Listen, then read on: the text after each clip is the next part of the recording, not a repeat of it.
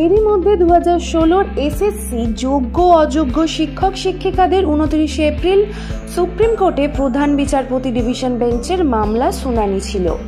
শিক্ষক ও শিক্ষিকাদের যে প্যানেল বাতিলের মূল মামলা ছিল সেটা আগামী সোমবারে পুনরায় শুনানি হবে।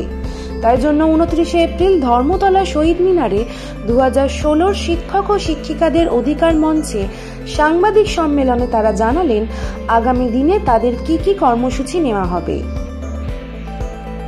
তো এই ইলেকশনের একটা আবহের জন্য ইলেকশন প্রসিডিওরটা পুরো এত বড় দেশের একটা সিলেকশন প্রসিডিওর সেটা হ্যাম্পার্ড হবে এটা ভেবে হয়তো মহামান্য আদালত স্থগিতাদেশ দিয়েছেন এবং আমাদের ম্যাটারটাতে বলেছেন এটুকু শুনলাম যে এটা যেহেতু এতজনের একটা বড় ম্যাটার আমাকে একটু শুনতে হবে, সুতরাং হ্যাঁ সবাইকে সব পার্টিকে আলাদা করে শুনতে হবে। অনেকগুলো এখানে একটা ফ্যাকচুয়াল ব্যাপার আছে, অর্থাৎ হিয়ারিংটা আজকে পুরোটা কমপ্লিট হয়নি।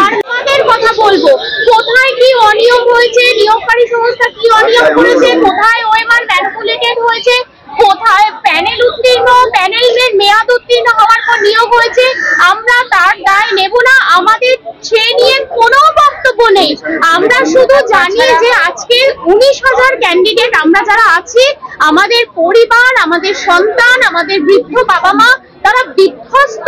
আমরা জানি না আমরা সামাজিক সম্মান ফিরে পাবো কিনা, আমরা ছাত্রছাত্রীদের সামনে গিয়ে কিভাবে দাঁড়াবো আমরা সেটা জানি না।